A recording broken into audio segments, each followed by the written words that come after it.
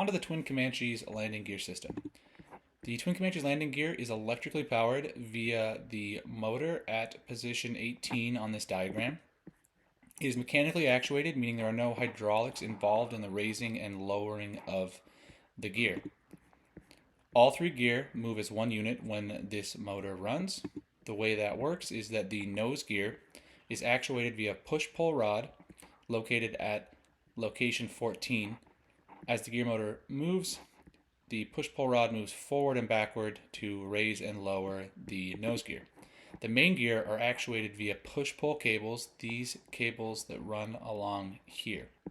Those cables are assisted via bungees at position 1 and 8 when the gear is retracted into the plane. So the motor lowers the gear, it loads these bungees as it goes down, and then when the gear comes up, those bungees do most of the work in pulling the gear back up into the plane. A squat switch located on the left main gear prevents gear retraction when we are on the ground. So when we're on the ground, the squat switch disconnects the circuit for the gear motor so that if we were to take the gear handle and put it in the up position while sitting on the ground, the gear would not come up.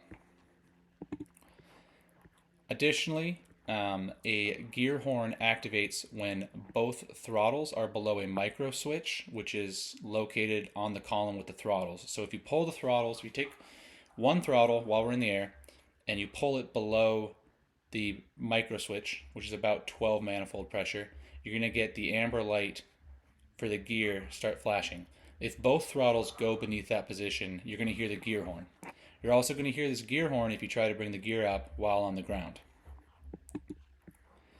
Here are images of starting with the down limit switch on the nose gear. This aircraft is on the ground right now. The gear is extended, so this switch is pressed. When it goes back up into the plane, it will no longer be pressed. Each main gear also has a down limit switch, which is pressed when the gear is extended. All three down limit switches have to be pressed in order for us to get that green light in the airplane so that we know our gear is down. The left main gear only has this squat switch right here. So the aircraft is on the ground right now. There's weight on the struts, so the strut is pressed down, and that has folded this scissor and taken it away from the squat switch. So the squat switch is not pressed right now, and the gear motor circuit is disconnected, so if we try to go gear up on the ground, nothing's going to happen. When the aircraft rotates, the weight comes off of the wheels, the strut extends, and this gets pushed up into the switch. That connects our gear motor circuit so that the motor can operate and the gear can be retracted.